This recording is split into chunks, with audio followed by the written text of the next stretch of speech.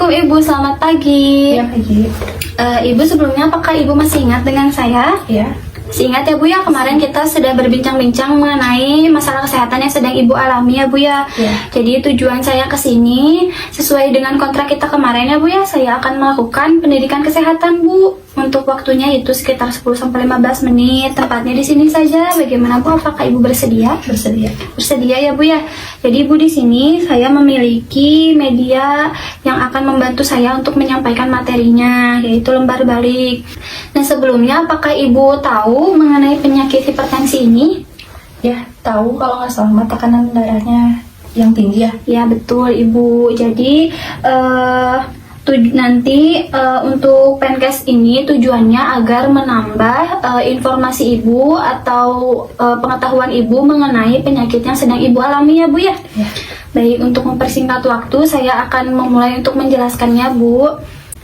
Jadi nanti saya akan menjelaskan ya Bu ya beberapa mengenai pengertian, tanda gejala, faktor resiko, dan juga cara pengendaliannya. Nanti kalau misalkan ada hal yang tidak Ibu mengerti, Ibu bisa tanyakan ke saya. Dan nanti pada di penghujung Penkes ini saya akan menyampaikan beberapa pertanyaan ke Ibu sebagai bahan evaluasi ya Bu ya.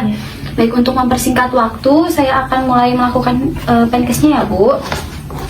Ibu, jadi hipertensi atau tekanan darah tinggi ini adalah suatu kondisi di mana tekanan darah pada dinding arterinya meningkat Bu, yang dimana kondisi ini sering disebut sebagai silent killer atau pembunuh diam-diam karena gejalanya yang tidak jelas, karena gejalanya tuh bisa terjadi pada semua penyakit seperti pusing kan, semua penyakit biasanya kayak gitu ya Bu ya. Tekanan darah ini bisa dikatakan tinggi ya Bu jika tekanan darah sistolnya lebih dari 140 dan juga tekanan darah diastolnya lebih dari 90 Bu. Bagaimana Bu? Apakah ada yang mau Ibu tanyakan sebelumnya? Ada. Bisa saya lanjut ya Bu ya?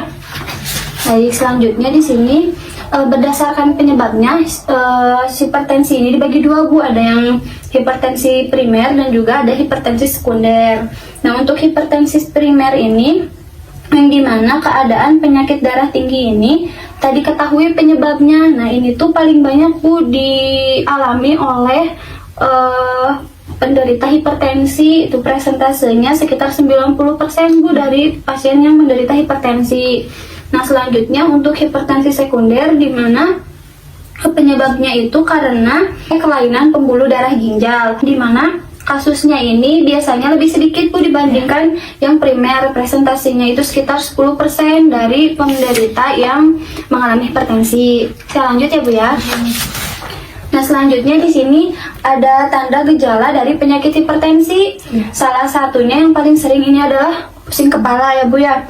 Lalu selanjutnya ada mata kabur, rasa berat pada tengkuk atau nyeri gitu ya Bu. Selanjutnya ada perdarahan tiba-tiba dari hidung atau mimisan. Dan yang terakhir biasanya disertai dengan nyeri dada kalau misalkan kondisinya sudah berlanjut. Nah, dari beberapa tanda gejala di sini biasanya yang sering Ibu alami tanda gejala apa Bu?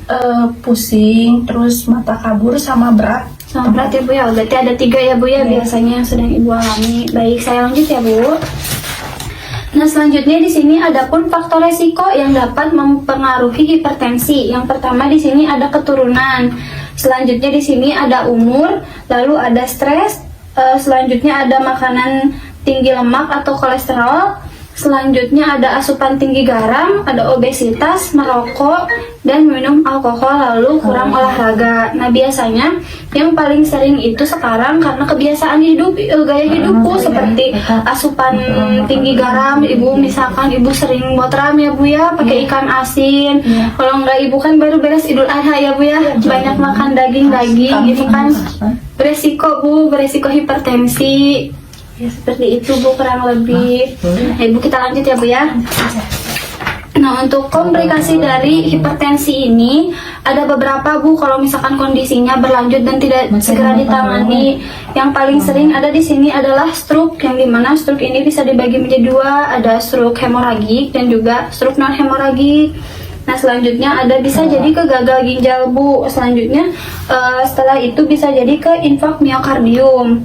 Nah, untuk kondisinya kalau lebih parah itu Bu bisa ke enseropati, lalu bisa juga ke gangguan saluran kencing dan yang paling fatalnya itu dapat menyebabkan kematian Bu, seperti itu. Saya lanjut ya Bu ya. Selanjutnya di sini saya akan menyampaikan mengenai cara pengendalian hipertensi Bu dengan patuh, yang dimana P-nya itu adalah periksakan kesehatan secara rutin dengan mengikuti anjuran dokter. Jadi ibu bisa menggunakan fasilitas kesehatan yang ada di sekitar ibu Bu untuk sering check up ya Bu ya. Selanjutnya untuk A-nya itu atasi penyakit dengan pengobatan teratur. Jadi ibu harus rutin minum obatnya ya Bu ya. Untuk T-nya itu menjaga tetap menjaga kebiasaan makan dan gizi seimbang. Jadi ibu diatur ya Bu ya pola hidupnya, pola makannya, gaya hidupnya seperti itu ya Bu ya. Jangan terlalu banyak makan tinggi garam dan juga tinggi kolesterol atau lemak. Nah, untuk U-nya itu upayakan aktivitas yang aman bagi hipertensi. Ibu misalkan ibu kalau mau olahraga boleh, tapi harus itu juga ya Bu ya, dilihat dulu kondisinya ibu seperti apa.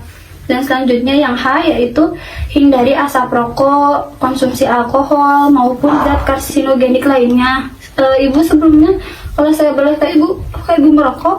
Tidak. Mungkin sekian ya Bu ya yang dapat saya sampaikan mengenai cara pengendalian penyakit hipertensi yang sedang ibu alami ini. Ya.